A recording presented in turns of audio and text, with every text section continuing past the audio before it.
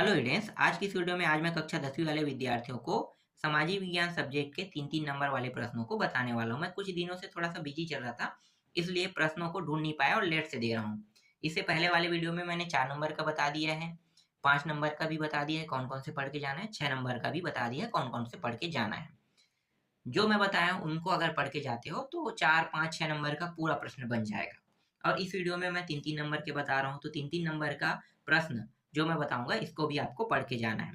4 number और 5 number के और 6 नंबर के प्रश्न उसमें मैं जानबूझ के कम प्रश्न बताता हूँ, क्योंकि 2 प्रश्न आएगा, एक अथवा में आएगा और एक प्रश्न ऊपर में रहेगा, है ना। तो 2 प्रश्न रहेगा, तो उनमें से एक प्रश्न 100% फंसना तय रहता है। अब ये 3-3 नंबर का है, तो 3-3 नंबर में हर एक सेट में अलग-अलग प्रश्न आएगा और मैं ए, बी, सी तीनों सेटों के लिए एक साथ बता रहा हूँ। तो ए, बी, सी तीनों सेटों के लिए, तो तीनों सेटों में देखने वाले प्रश्नों को मैं आपको बताऊंगा। तो चलो देख लेते हैं, अध्याय वाइज बताऊंगा मैं। आप लोगों को इसी तरीके से पढ़ाई करना है। आपके पास परीक्षा बोध होगा, परीक्षा सार होगा, उसमें टिक लगा लेना और इन प्रश्नों को पढ़ के जाना। अध्याय 5 को सबसे पहले देखेंगे, मानव संसाधन। मानव संसाधन से 3 नंबर के प्रश्न में कौन कौन से पढ़ के जाना है मैं बता देता हूँ। देखो ये पहला प्रश्न है, बहुत सरल बहुत आसान है। सन 2001 और 2011 के बीच कितने करोड़ लोग भारत की जनसंख्या में जुड़े? कितना है भाई? 19 करोड़ लोग। ठीक, ये तो एक शब्द में है, इसको थोड़ा सा पढ़ लेना। जीवन प्रत्याशा किसे कहते हैं? ये 2 नंबर का प्रश्न है, फिर भी इसे पढ़ना है आपको 3 नंबर में। जनगणना में कौन कौन से आंकड़े प्राप्त होते हैं? ठीक है, ये 2024 के बीसेट में आ गया है, इसके आने के चांसेस नहीं है। फिर भी इसको टिक किया हूं, एक बार देख लेना, है ना। चांस नहीं है, जीरो है समझो, और चाहो तो छोड़ दो यार भाई, छोड़ो। 2024 का एक भी प्रश्न मत पढ़ना, नहीं आता है 2024 सन का।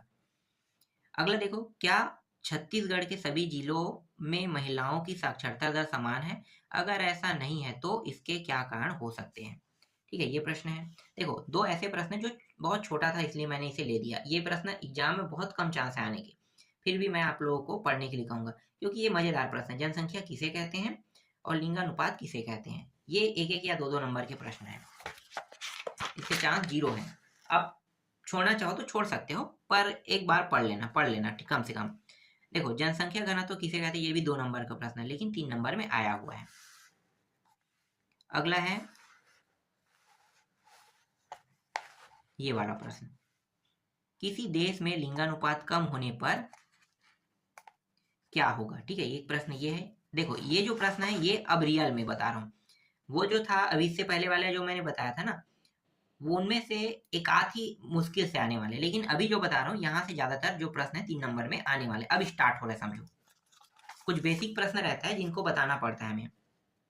ठीक है, ये भी प्रश्न है। सन 2011 में भारत का लिंगानुपात 940 है, किंतु 06 आयु वर्ग में यह 914 है, इसके क्या कारण हो सकते हैं? ये प्रश्न है। और 3 नंबर में, हाँ ये वाला, किसी देश की जनसंख्या में युवा वर्ग के लोग ज्यादा है, उस देश की आर्थिक व्यवस्था कैसी होगी? ये प्रश्न है। ये वाला है। ठीक है, 9वां को भी पढ़ना है, 10वां को फटाफट मैं बताते चलता हूँ, टाइम वेस्ट नहीं करूंगा, क्योंकि आप लोगों का काम है टिक लगाना ना। 11वां प्रश्न, ठीक, आर्थिक विकास के साधन के रूप में मानव के महत्व पर प्रकाश डालिए। फिर ये हमारे पिछले जीवन वाला है ना, ये प्रश्न है। इसके बाद ये 13वां प्रश्न और 14वां प्रश्न। मुझे नहीं लगता और होगा, एक आध प्रश्न, हाँ नहीं है, बस इतना ही प्रश्न है। ठीक है, तो ये जो प्रश्न मैं बता रहा हूँ उनको देख लेना। ठीक है, कुछ प्रश्न यहाँ से 4 नंबर में भी थे। अब आगे बढ़ते हैं, डायरेक्ट आते हैं अध्याय 14 पे आते हैं। अध्याय 14, देखो, स्वतंत्र भारत में लोकतंत्र और राजनीतिक संस्थाओं की कार्यप्रणाली। ठीक है, यहाँ से भी प्रश्न आने वाले हैं, तो कौन कौन से पढ़ना है चलो बता देता हूँ। देखो, डॉक्टर भीमराव अम्बेडकर एकदम इंपॉर्टेंट प्रश्नों में है।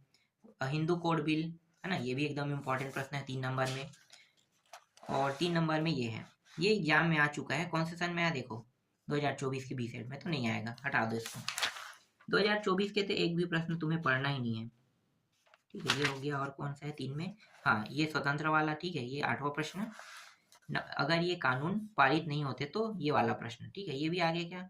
नहीं यार, ये तो 2000 हिंदू कोड बिल है, ये आ गया है। तो ये वाला ना 2 नंबर में आएगा, लेकिन जो बताएं वहां से आ सकता है, 3 नंबर में वहां से आ सकता है, इसको हटा देना। ठीक है, इसके बाद देखो, सन 1950 के बाद भारत में सत्ता केंद्रीकरण क्यों हुआ? ठीक है, ये प्रश्न है। बहुत ज़्यादा तो बताऊंगा नहीं, बहुत कम ही बता रहा हूँ। पहले आम चुनाव वाला, ठीक है, इसको देख लेना है। और पहले आम चुनाव की 3 विशेषताएं, ये ज़्यादा फोकस में है, यही दोनों। और ये भारत के प्रथम लोकसभा चुनाव में निरक्षरता से उत्पन्न समस्या के समाधान में कौन सा नवाचार किया गया, ठीक है, ये प्रश्न है। फिर ये समान वाला, ठीक है, ये हो गया। और ये हो गया, संविधान ने हिंदी को राष्ट्रभाषा का स्तर क्यों प्रदान किया, कारण बताइए।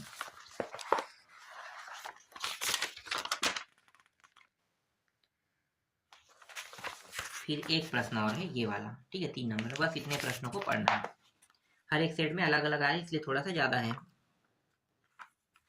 इसके बाद 3 नंबर में खाद्य सुरक्षा को देखना है। खाद्य सुरक्षा कहाँ पे है भाई, अध्याय खाद्य सुरक्षा, 1 मिनट में देख रहा हूँ। हाँ, खाद्य सुरक्षा 20 अध्याय है ना, खाद्य सुरक्षा। सीधा चलते हैं 20वां अध्याय पे। यहाँ पे जो प्रश्न रहेगा वो बहुत मजेदार है, ठीक है। तो यहाँ से भी 3-3 अंक के प्रश्न है, 2 अंक के भी है, 3 अंक के भी है। तो 2-3 को इसमें ले लूँ क्या? देखो 2 अंक में ये छोटे छोटे प्रश्न है, इनको पढ़ना ही है। 2 अंक में दूसरा दीर्घकालीन भूख क्या है ना, खाद्य सुरक्षा कानून कब बनाया गया, ये 2 अंक और 3 अंक दोनों ले लेता हूँ यहाँ पे। यहाँ पे बफर स्टॉक, ठीक है, मजेदार ये मैं पहले पिछले साल बताया था, बफर स्टॉक एकदम फिक्स किया था, ये फंसा भी था, ठीक है। ये आ गया है तो इनको मत पढ़ना, इनको भी पढ़ना है, ठीक है। 8वां 9वां को 2 छोड़ देना, 8वां 9वां को पढ़ना है। फिर ये 10वां को 11वां को है ना, 12वां छोड़ सकते हो, ये छोटा प्रश्न है। 13वां पढ़ना है, टिप्पणी लिखे कह रहा है, तो ये निर्गत और मौसमी भूखमरी इनको पढ़ना ही है। फिर ये 15 को भी पढ़ना है, 2 नंबर में 16 और 18 यहाँ तक पढ़ना है। तो 18 तक रहेगा 2 नंबर का, और 2 नंबर में सभी को पढ़ना है, छोड़ना है किसी को भी नहीं है, ठीक है। 3 नंबर में देखते हैं कौन कौन सा पढ़ना है, कौन सा छोड़ना है।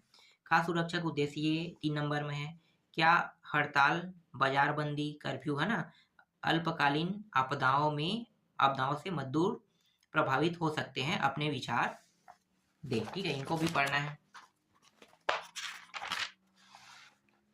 फिर ये वाला प्रश्न, ठीक है, तीसरा को भी, चौथा को भी, 5वां छोड़ देना है। ये जो 6वां प्रश्न 10वां प्रश्न सेम है, तो या तो 6वां पढ़ो या तो 10वां पढ़ो, एक ही पढ़ना है यहाँ से, ठीक है। पीडीएस, ये वाला एक प्रश्न ज्यादातर फंसता है, पीडीएस संचालन वाला, तो लेकिन एक सेट में आएगा, हर सेट में अलग अलग आना है ना। बफर वाला देखते हो, देखो सरकार बफर स्टॉक क्यों बनाती है, तो बफर स्टॉक को इस तरीके से भी पूछा जा सकता है। ये 9वां प्रश्न को भी पढ़ना है ना। अभी जो प्रश्न बता रहा हूँ ये सब इंपॉर्टेंट है। 10वां नहीं, 11वां देख लो, 11वां है, 12वां है, ठीक है, 13वां, 14वां प्रश्न टिक करके जाना, ठीक है। और ये 16वां प्रश्न, और तो नहीं है, 10-12 वही इतना ही होगा शायद, अरे थोड़ा सा और है। ये 17वां को पढ़ना है, 18वां को पढ़ना है, और ये सीधा 20वां, और है क्या, नहीं और तो नहीं है। और थोड़ा सा यहाँ पे कुछ लिखा है, देखो न्यूनतम समर्थन मूल्य, उचित मूल्य की दुकान, इनके बारे में थोड़ा थोड़ा देख लेना। इनमें से कोई भी उठा के दे सकता है टॉपिक को, है ना। गरीबी क्या होता है, निरक्षरता क्या होता है, गर्भावस्था के दौरान लापरवाही, तो ऐसे प्रश्न भी एग्जाम में आते हैं, ठीक है। इतना है, इससे जब बाहर तो आएगा नहीं। ये हो गया आपका एक, और है शीत युद्ध, उपनिवेशों का खात्मा, यहाँ से भी तो आना है ना, उपनिवेशों का खात्मा, 87 पेज। देखो यहाँ पे है उपनिवेशों का खात्मा, 2-2 नंबर में पहले देख लेते हैं। देखो शीत युद्ध वाला है, 2024 का बस छोड़ दे, जैसे साम्राज्य क्या, देखो 2024 के सीरियल में नहीं पढ़ना है, ठीक है। इसको पढ़ना है, फिर इसको पढ़ना है, फिर इसको भी 6 हो गया। 7वां 8वां देखो 2024 में है, छोड़ दो, ठीक है। 9वां 10वां 11वां 12वां 13वां 14वां 15वां 16 17, ये छोटे छोटे प्रश्न में इन सभी को पढ़ना ही पढ़ना है, ठीक है। अब देखो ये प्रश्न पढ़ना है तुम्हें, एक प्रश्न है, ठीक। दूसरा ये वाला भी पढ़ना, शीत युद्ध में परमाणु शस्त्रों की क्या भूमिका थी, ये तीसरा भी पढ़ना है, ठीक है। और चौथा छोड़ दो, 5वां में आ जाओ, जापान वाला, ठीक है। जापान में शांति के लिए निशस्त्रीकरण आंदोलन क्यों प्रारंभ हुआ। इसके बाद ये 5वां को भी पढ़ना है, 6वां 7वां, ये 6वां और ये 7वां, ठीक है। देख लो उपनिवेशों के प्रति सोवियत संघ और अमेरिका की नीतियों में क्या अंतर और समानताएं थी, ठीक है, ये हो गया। अब देखते हैं, इसके बाद 8वां 9वां छोड़ दो, सीधा आ जाओ 10वां में। 10वां प्रश्न, 11वां प्रश्न, 12वां 13वां, 14वां, 15वां, 16वां, 17वां, 18वां, 19वां, 20वां। ठीक है, 20 प्रश्न है और तो नहीं है, बस 20 तो होगा। ठीक है, 20 के बाद एक प्रश्न और है यहाँ पे, इंडोनेशिया की स्वतंत्रता में जापान की क्या भूमिका थी। बस इतना ही प्रश्न पढ़ना है, इसमें है बहुत सारे, बाकी प्रश्न फालतू है, फालतू प्रश्नों को नहीं पढ़ना है। अब आ जाते हैं अधिवास को देख लेते हैं। अधिवास कौन से में है भाई, माना 6 में, तो मानव अधिवास 46 पेज, 40, 42, 43, 44, 45, 46 है ना, ये है 46। ठीक है, ये एक मिनट अधिवास नहीं है, 46 में नहीं होगा। अधिवास, मानव अधिवास 53 में है, 53 में है, और यहाँ से 53, ठीक है, आ गया 53, ये रहा मानव अधिवास। ठीक है, मानव अधिवास वाले अध्याय में 3-3 नंबर कौन से प्रश्न पढ़ना है। देखो एक प्रश्न ये बस है, ऐसे प्रश्न बंद हो गए हैं ना, तो एक हिसाब से कहो तो छोड़ सकते हो इसको। ठीक है, यहाँ से शुरू होगा 3-3 नंबर में, पहला प्रश्न, दूसरा प्रश्न, तीसरा, चौथा, पांचवा। ठीक है, ये यहाँ से 2 प्रश्न आएगा ना, छठवा, सातवां, फिर ये 8वां, 9वां, 10वां, 11वां, और ये रहा 12वां। दीर्घोत्तरी प्रश्न क्रमांक 1 है, 12वां नहीं है, दीर्घोत्तरी प्रश्न क्रमांक 1, दीर्घोत्तरी प्रश्न क्रमांक 2, दीर्घोत्तरी प्रश्न क्रमांक 3 में भी है। 3-3 अंक के हिसाब से पढ़ना है। यहाँ तो कुछ, एक मिनट, ये दीर्घोत्तरी को क्यों पढ़ोगे, ये तो 5-5 में बता दियो ना। ठीक है, 5-5 में बता दिया, छोड़ देना उसको, 5-5 वाले को 5-5 में पढ़ना है। यहाँ से सिर्फ 11 प्रश्न है समझो। ठीक है, 11 प्रश्न है और 11 को देखना है। ठीक है, अति लघुत्तरी वाला पूरा छोड़ देना, सिर्फ लघुत्तरी के 11 प्रश्न है तो 11 को देखना है। दीर्घोत्तरी का तो इसमें है तो सभी बता दी हूँ। ठीक है, ये हो गया अधिवास के बाद वैश्वीकरण, वैश्वीकरण देख लेते हैं, अंतिम अध्याय है ना। वैश्वीकरण से कौन कौन सा पढ़ना है, देखो वैश्वीकरण 21वां अध्याय, यहाँ से ये वाला है। देखो उदारीकरण क्या है। ठीक है, ये 5 नंबर के प्रश्न में जुड़ के आता है, इसलिए ये प्रश्न लिया गया है। ये भी 5 नंबर के प्रश्न में जुड़ के आता है। क्या आपके आसपास ऐसी कौन सी चीजें उपलब्ध है जो हमारे पूरे देशों को जोड़ती है।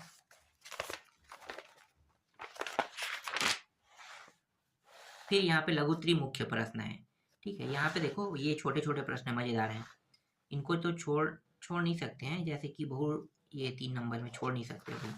बहुराष्ट्रीय कंपनी किसे कहते हैं, वैश्वीकरण छोड़ दो इसको। वैश्वीकरण की प्रक्रिया ये हो गया, एक प्रश्न है ना, मतलब 2-3 प्रश्न है, ये समझो ये हो गया। अगला इसके तीसरा चौथा छोड़ दो, सीधा आ जाओ 5वां में, इसको पढ़ना है। 6वां छोड़ दो, सीधा पढ़ोगे 7वां को, 8वां को पढ़ना है, 9वां को पढ़ना है, 10वां 11वां छोड़ दो, सीधा आ जाओ 13वां में, 12वां भी छोड़ दो, 13वां। वैश्वीकरण के श्रमिकों के जीवन को किस प्रकार प्रभावित करता है, ये हो गया। विदेशी व्यापार और विदेशी निवेश में अंतर स्पष्ट कीजिए, ये हो गया। इसके बाद है माल अथवा शॉपिंग मॉल वाला। ठीक है, विश्व व्यापार संगठन क्या है और कब और क्यों स्थापित किया गया, ये हो गया। यह अपने शब्दों में उदारीकरण को समझाइए, ये प्रश्न हो गया 18वां। उसके बाद है 20वां, 21वां, 22वां प्रश्न, 22 प्रश्न हो गया। बस इतना ही प्रश्न इसमें देखना है। और कोई अध्याय बचा है क्या, उसको भी देख लेते हैं।